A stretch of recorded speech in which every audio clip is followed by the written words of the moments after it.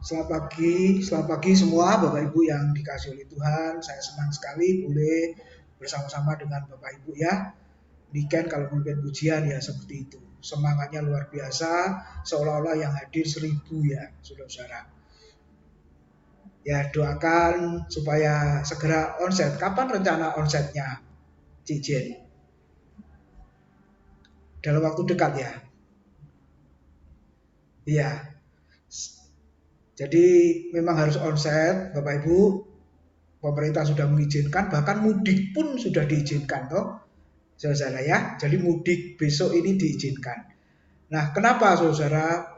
Karena berhadapan muka itu Alkitabiah. Coba saya ingat satu ayat di dalam dua raja-raja 3 Yohanes ayat yang ke-14, hanya satu pasal. Saya hanya mengingatkan saja di dalam 3 Yohanes pasal 1 ayat 14, Bapak Ibu. Ya, di situ dikatakan, aku harap segera berjumpa dengan engkau dan berbicara berhadapan muka. Ayat terakhir ya. Sekali lagi, aku harap segera berjumpa dengan engkau dan berbicara berhadapan muka. Jadi saya juga mengajak jemaat, saudara, supaya beribadah berhadapan muka. Kenapa? Karena liburnya online-nya sudah terlalu lama, saudara. Sehingga untuk memulai kembali itu sulitnya minta ampun. Yang lalu-lalu Zoom ini kan lebih banyak dari yang sekarang kan. Nah, sekarang hanya ini loh, saudara. Ini kalau lama dibiarkan bisa hilang. Kecuali Bapak Ibu yang kedapatan setia. Nah, itu yang setia sampai pada akhirnya, saudara. Ya, nah saya harap jangan berlama-lama. Pemerintah sudah mengizinkan, tempat renovasinya sudah jadi. Saya percaya lebih baik dari yang kemarin-kemarin ya. Dan kita boleh bersama-sama. Nah, firman Tuhan pada pagi ini, saudara-saudara, saya izin share screen dulu. Saya ambil di dalam Lukas 21, ya, ayat yang ke-1 sampai dengan yang ke-4. Yaitu kita mau merenungkan tentang ibadah yang berkenan di hadapan Tuhan. Nah, kalau kita bicara ibadah dalam perjanjian lama, saudara, itu identik dengan mezbah, korban bakaran, ya, lalu identik dengan memberi. Betul ya? Sampai hari ini pun dalam perjanjian baru, zaman gereja, ketika seseorang berkata, aku beribadah kepada Tuhan, pasti orang itu memberi. Memberi apa? Yang pertama dirinya. Kalau onset hadir di gereja, memberikan waktunya, lalu memberikan konsentrasi, ya, saudara, semua pandangan mata tertuju kepada Tuhan melalui ibadah yang dilakukan. Lalu memberi apa? Materinya. Itu include ya, semua. Jadi sebenarnya ibadah yang berkenan sama dengan memberi, saudara, yang berkenan di hadapan Tuhan. Nah, mari kita melihat dulu ayatnya Lukas 21 ayat 1 sampai dengan ayat yang keempat, yang berbunyi demikian. Ketika Yesus mengangkat mukanya, ia melihat orang-orang kaya memasukkan persembahan mereka ke dalam peti persembahan. Ia melihat juga seorang janda miskin memasukkan 2 peser ke dalam peti itu. Lalu ia berkata, aku berkata kepadamu, sesungguhnya janda miskin ini memberi lebih banyak daripada semua orang itu. Sebab mereka semua memberi persembahannya dari kelimpahannya, tetapi janda ini memberi dari kekurangannya, bahkan ia memberi seluruh nafkahnya. Amin. Saudara, konteks ayat ini kita mesti lihat ayat sebelum dan sesudah. Sebelumnya, kalau Bapak Ibu lihat di situ, Lukas pasal 20 ayat 46 47 ya, ayat di atasnya. Bunyinya begini. Waspadalah terhadap ahli-ahli Taurat yang suka berjalan-jalan memakai jubah panjang dan suka menerima penghormatan di pasar, yang suka duduk-duduk di tempat terdepan di rumah ibadat dan di tempat terhormat dalam perjamuan, yang menelan rumah janda-janda dan yang mengelabui mata orang-orang dengan doa yang panjang-panjang. Mereka itu pasti akan menerima hukuman yang lebih berat. Amin. Saudara, dari ayat ini kita melihat konteksnya apa? Tadi ibu janda yang dikatakan miskin memasukkan uangnya ke peti persembahan. Lalu siapa yang melihat, saudara? Tentunya orang-orang yang hadir di bait suci waktu itu, saudara, termasuk juga para rohaniwan, pejabat bait suci, kalau sekarang adalah hamba Tuhan atau pendeta. Melihat jemaat kan kolekte dijalankan kalau sekarang ya, kalau zaman dulu masukkan ke kotak, bahkan ada gereja juga yang masukkan ke kotak. Berhubung pandemi, tempat kami juga jemaat silakan masukkan, sudah tidak diedarkan lagi atau transfer Bapak Ibu Saudara. Nah, kita melihat di situ ada ahli Taurat, orang-orang Farisi, pejabat-pejabat ya, yang juga melihat. Kira-kira Bapak Ibu bisa merenungkan enggak?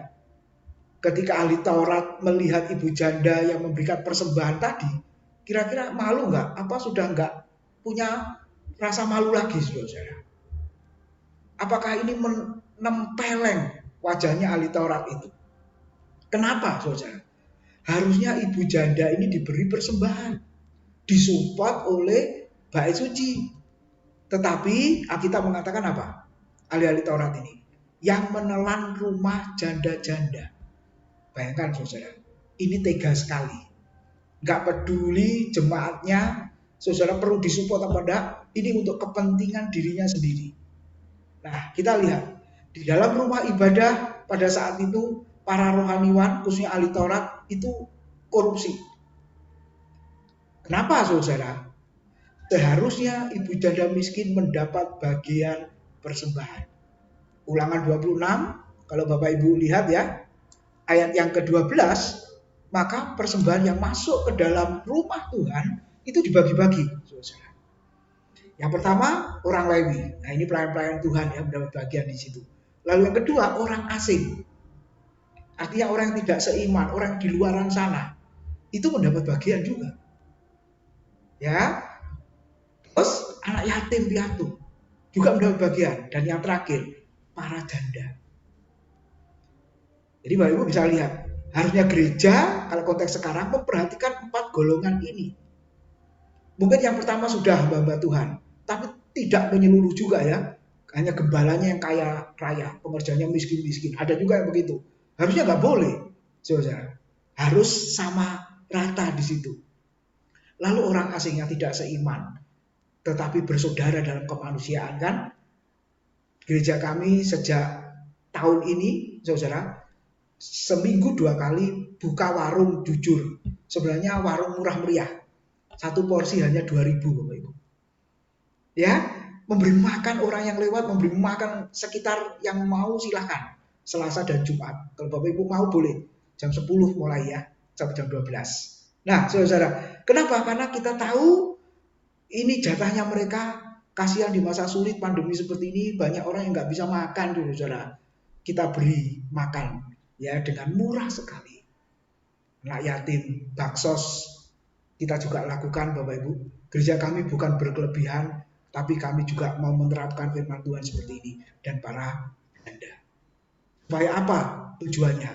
Supaya mereka mendapat makan dan kenyang Bapak Ibu Saudara.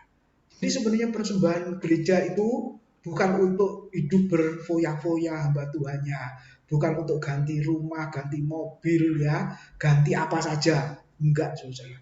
Tapi tujuannya apa? Untuk memberi makan dan kenyang.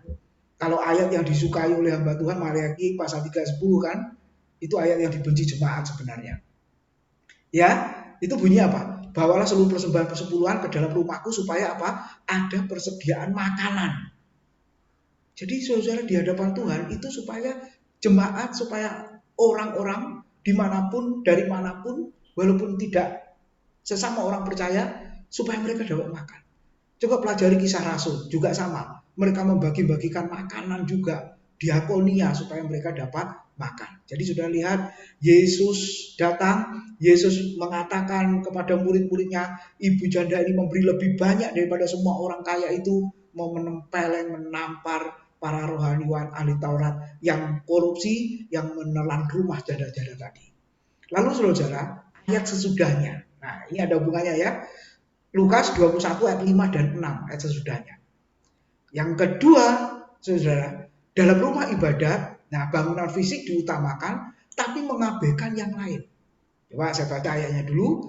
Ketika beberapa orang berbicara tentang bait Allah, dan mengagumi bangunan itu yang dihiasi dengan batu yang indah-indah dan dengan berbagai-bagai barang persembahan, berkatalah Yesus, Apa yang kamu lihat di situ akan datang harinya di mana tidak ada satu batu pun akan dibiarkan terletak di atas batu yang lain, semuanya akan diruntuhkan. Itu bait Allah yang dibangun oleh Salomo dengan materi yang sangat mahal, saudara, dengan harga kos yang sangat tinggi. Nah, seringkali orang terpesona dengan bangunan fisik, betul, saudara? Wah, ini asetnya gedung ini udah berapa ini, saudara? Bukan hanya miliar, tapi triliun.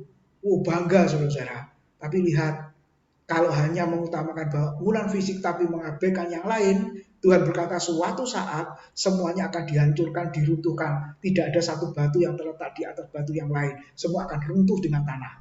Digenapi pada tahun 70, di mana Jenderal Titus memimpin peperangan itu dan akhirnya menghancurkan bait suci.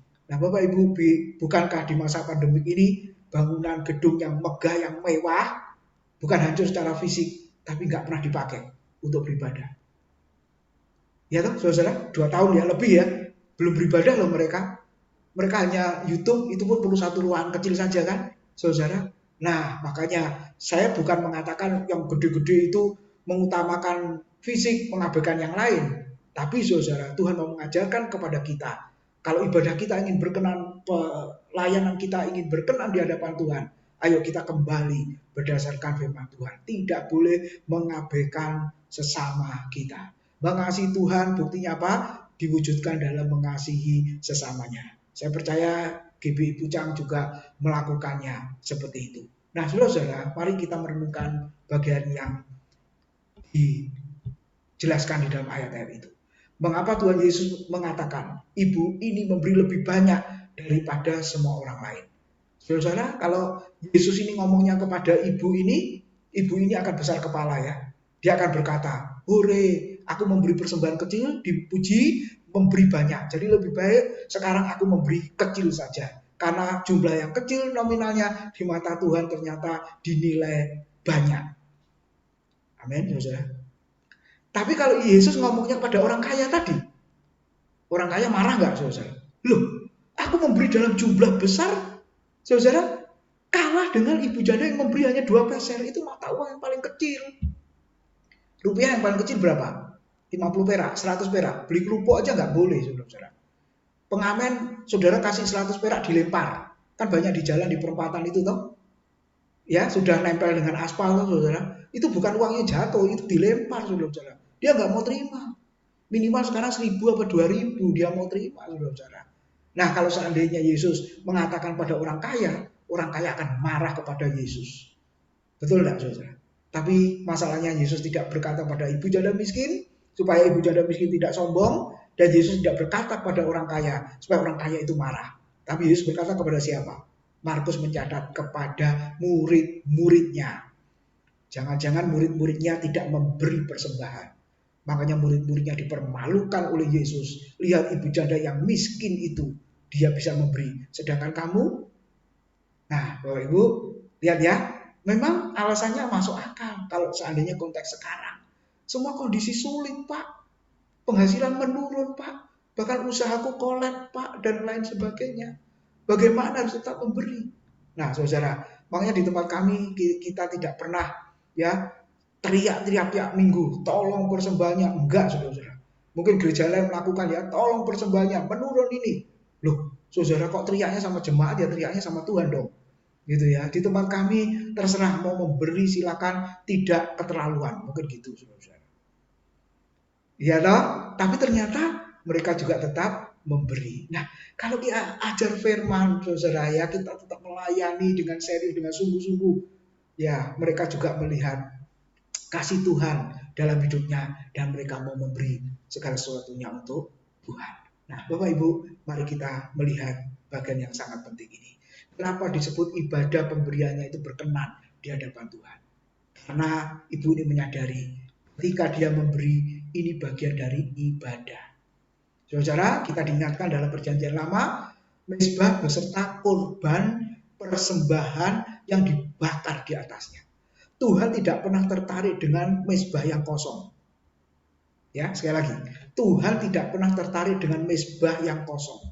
Kalau mezbah itu kosong, apa yang dilihat? Walaupun mezbahnya bagus, saudara, ya, Memang ukurannya harus standar karena Tuhan yang memerintahkan. Yang terpenting sebenarnya bukan mezbahnya, itu sarananya, alatnya. Yang penting adalah korban persembahan yang dibakar di atasnya, itu yang penting, saudara.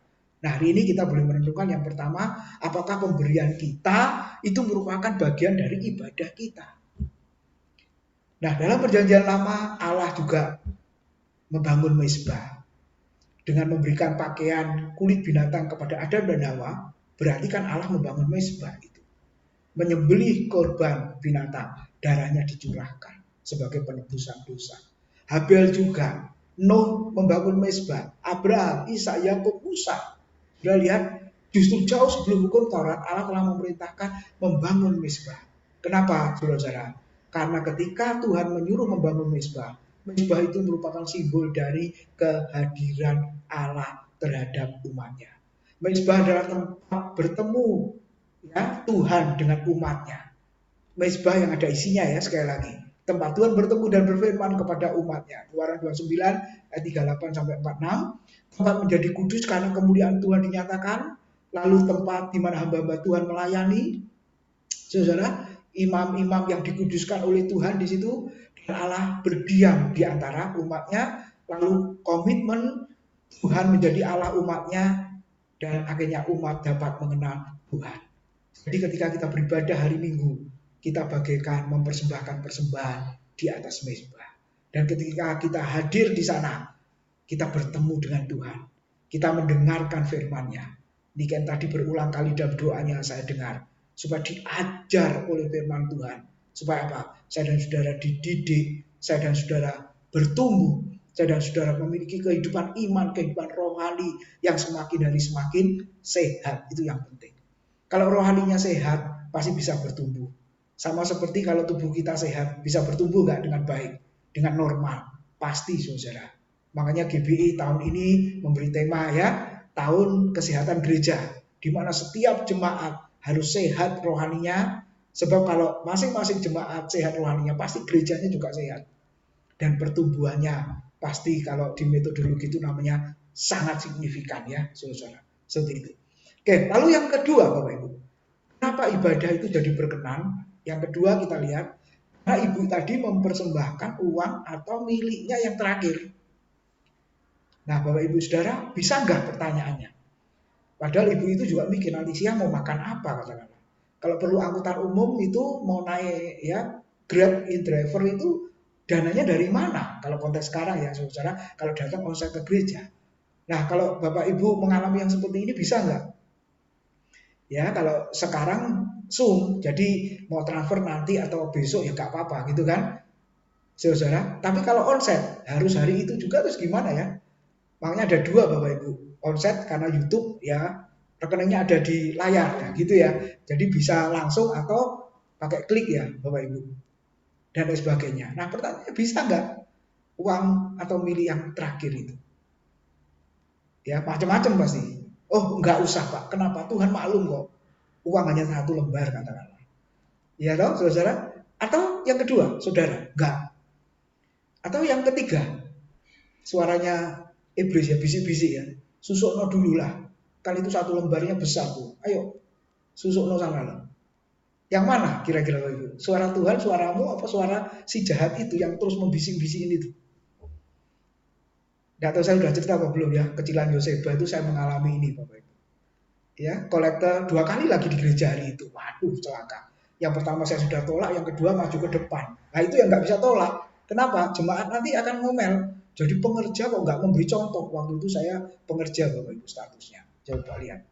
Akhirnya terakhir setelah bergumul. Ya suaraku berkata jangan, suara Tuhan berkata berikan, suara iblis berkata susukno. Saya pilih yang mana kalau saudara jadi saya? Saya lari, saya berikan. Ya sudah uang terakhir satu lembar saya berikan. Uang parkir sepeda motor gampang lah karena kenal minggu depan aja mungkin saya bisa gitu saudara ya. Waktu itu naik motor.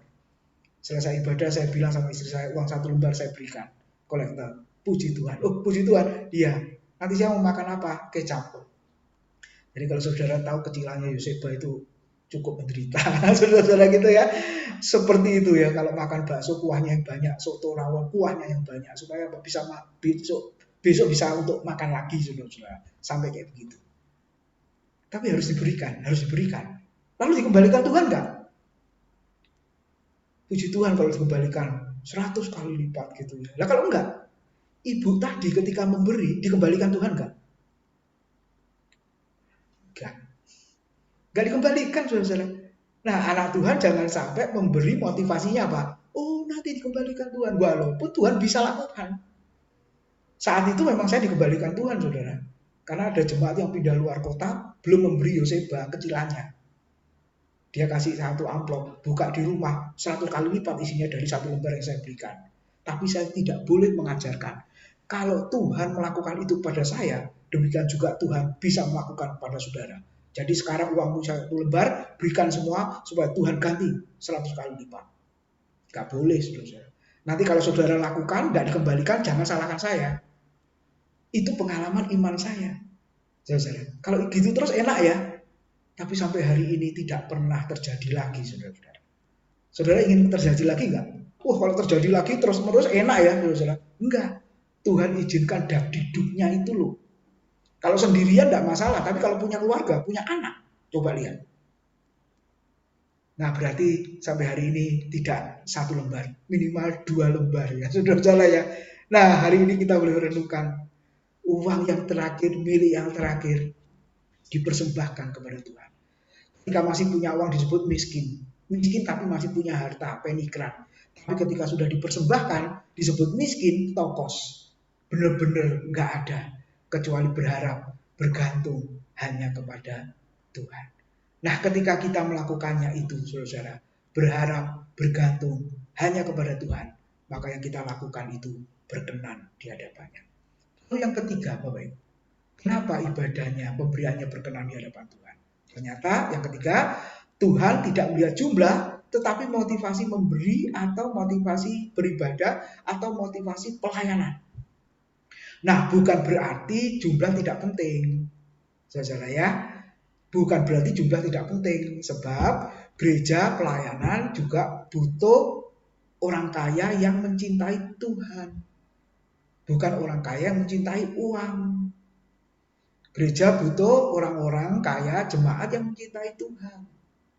Saudara, sebab kalau enggak untuk operasional pelayanan bagaimana? Yesus saja ada dana kas pelayanan untuk Bapak Ibu. Paulus juga dan rasul-rasul yang lain. Ya, kalau begitu ya sudah memberi sedikit saja. Enggak, saudara-saudara. Semuanya mahal kok. Semuanya naik enggak? Ayo kalau sudah nonton berita semua naik enggak ini barang-barang? Apalagi minyak goreng, ayo. Ibu-ibu, iya loh. Terus persembahannya kepada Tuhan naik enggak? Tuhan kan tahu. Ya benar Tuhan tahu, saudara-saudara. Tapi engkau yang tidak mau tahu. Kenapa? Saudara. Karena betul tidak melihat jumlah, tapi motivasi. Ya kalau jumlah bisa lebih, kenapa tidak? Itu loh maksud saya. Itu loh maksudnya. Nah, contoh Bapak Ibu, Kain dan Habil mempersembahkan. Kalau soal jumlah banyak mana? Tidak tahu saya pernah khotbahkan enggak ini, saudara. Kain dari segi kuantitas jumlah banyak mana persembahannya, Kain atau Habil, saudara? Nanti baca ya, banyak Kain loh. Habil itu hanya mempersembahkan 1 ekor. Habil itu seluruh, walaupun dikatakan sebagian hasil tanah, itu hasil panen. Kalau diuangkan, itu lebih banyak jumlahnya. Tetapi yang menyebabkan ditolak dan yang Habil diterima itu apa? Motivasinya. Dan hidupnya Kain. 1 Yohanes 3, 11, 12 mengatakan apa? Kain itu jahat dari mulanya. Jadi kalau kita Kejadian kita baca Bapak Ibu, seolah-olah ketika persembahannya ditolak makanya dia jahat, bunuh Habil. Ternyata tidak. 1 Yohanes 3, 11 sampai 12 mengatakan sebelum mempersembahkan pun, saudara, sebelum beribadah pun, itu memang hati Kain itu jahat. Sebagai simbol dari anak-anak si iblis, anak-anak si jahat, dan yang satu anak-anak Allah. Makanya dikatakan apa? Dia jahat dari mulanya. Nah Bapak Ibu, ketika hati kita jahat, hidup kita tidak berkenan di hadapan Tuhan, maka apapun yang kita lakukan, semuanya sia-sia.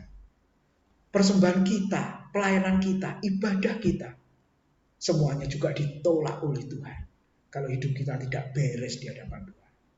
Jadi Bapak Ibu, motivasi. Makanya lagu terakhir tadi sebelum firman, selidiki aku, selidiki hatiku. Apakah ada sesuatu yang tidak berkenan di hadapanmu, yang berdosa, yang najis di hadapanmu, selidiki Tuhan. Dan kalau kita disadarkan oleh Roh Kudus, kita minta ampun di hadapannya. Makanya di tempat kami di awal, saudara, yang doa Pak Bambal dan saya itu sebelum ibadah, di awal itu ada doa pengakuan dosa. Siapa tahu selama seminggu ini ada hal yang berdosa di hadapan Tuhan, menyakiti hati Tuhan dan hati sesama kita. Sebelum menghadap Tuhan, sebelum melayani Tuhan, sebelum beribadah kepada Tuhan, supaya kita dibereskan dulu oleh Tuhan. Supaya apa? Ibadah dan pelayanan kita hari itu berkenan di hadapannya. Dengan kata lain, yang ketiga, saudara-saudara, kita boleh diingatkan, kita memberi, kita beribadah, kita melayani karena Tuhan atau supaya Tuhan. Bedanya di mana? Beda motivasi. Seringkali orang Kristen, kenapa kamu memberi persembahan? Supaya Tuhan memberkati. Ini jahat. Kenapa? Karena dia sudah diberkati sebenarnya. Kenapa engkau melayani Tuhan? Supaya usahaku lebih maju lagi. Makanya aku terjun dalam pelayanan. Ini lebih jahat juga. Kenapa beribadah kepada Tuhan? Supaya tokoku rame di pasar pucang. Wah, ini lebih jahat lagi, saudara-saudara. Ya, harusnya apa? Saudara harus ganti. Kenapa melayani? Karena Tuhan sudah terlebih dahulu melayani aku. Dengan memberikan nyawanya di atas kayu salib. Kenapa engkau beribadah kepada Tuhan?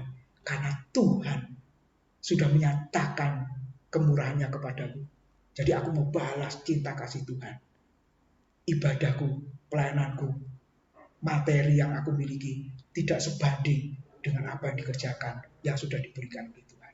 Jadi yang ketiga, motivasi yang benar. Itulah yang berkenan di hadapan Tuhan. Lalu yang terakhir, yang keempat, saudara-saudara, beribadah dengan totalitas hidup.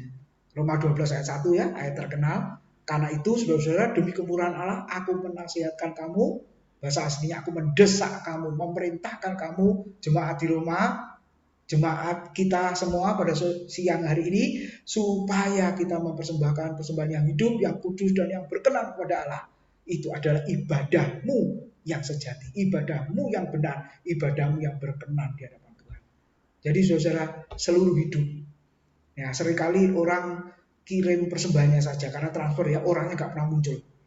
Nah, saya berkata pada orang-orang yang seperti itu ya, Pak, sekali-sekali datang dong. Jangan persembahannya aja yang rutin tiap minggu. Ya Pak, datang. Gitu ya. Kenapa? Karena sudah keenaan YouTube Bapak Ibu. Sambil makan, ibu-ibu sambil masak. Loh, mana ada ibadah sambil-sambil kayak begitu, saudara. Amin. Saya harap yang off kamera jangan ditinggal makan sama masak loh ya. Tuhan tahu walaupun saya nggak tahu, saudara-saudara. Saya percaya kita semua konsentrasi, pakai baju yang rapi, ya.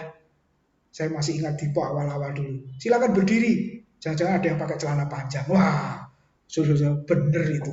Ternyata hanya atas saja yang rapi. Kalau saya rapi semua Bapak Ibu, karena ini di gereja nih saya sekarang. Gitu ya. Hari ke minggu keempat batik nasional, jadi yang mesti pakai batik Bapak Ibu. Nah, hari ini kita boleh diingatkan, totalitas hidup kita serahkan kepada Tuhan. Makanya Yesus berkata, ibu janda ini memberi semua yang ada padanya. Bahkan seluruh nafkahnya, bahkan seluruh hidupnya. Bukan sekedar materinya saja. Tapi uangnya, hidupnya. Kenapa Habel diterima oleh Tuhan? Bukan sekedar memberikan persembahan, tapi dirinya juga dipersembahkan. Itu terjemah literal ya. Kalau Kain hanya persembahannya, dirinya tidak dipersembahkan. Tapi kalau Habel, dirinya dan persembahannya dipersembahkan kepada Tuhan. Nah, biarlah siang hari ini kita semua diingatkan. Saya dan saudara juga harus memberi, melayani, beribadah dengan seluruh totalitas hidup kita. Kemudian, kesimpulannya saudara-saudara, marilah kita beribadah, melayani yang berkenan di hadapan Tuhan karena kita menyadari memberi adalah ibadah. Memberi milik yang terakhir kalau kadang Tuhan izinkan itu. Motivasi memberi itu penting, motivasi beribadah, motivasi melayani itu penting. Harus benar di hadapan Tuhan.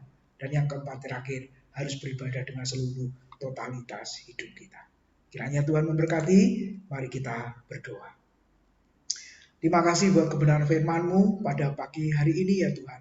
Kau boleh mengingatkan setiap kami jemaat-Mu, supaya kami boleh mengingat, mengerti bahwa memberi adalah bagian dari ibadah. Oleh sebab itu, beri motivasi yang benar ketika kami beribadah kepada Tuhan, ketika kami melayani dengan benar, dan biarlah hidup kami tetap benar, berkenan di hadapan-Mu, supaya ketika kami melakukan segala sesuatu, pasti semuanya juga berkenan di hadapan Tuhan. Kau berkati seluruh jemaat yang sudah hadir pada siang hari ini. Berkati semua, biarlah firman Tuhan menolong untuk dilakukan dalam hidup mereka sehari-hari. Dalam nama Tuhan Yesus, kami sudah berdoa. Amin.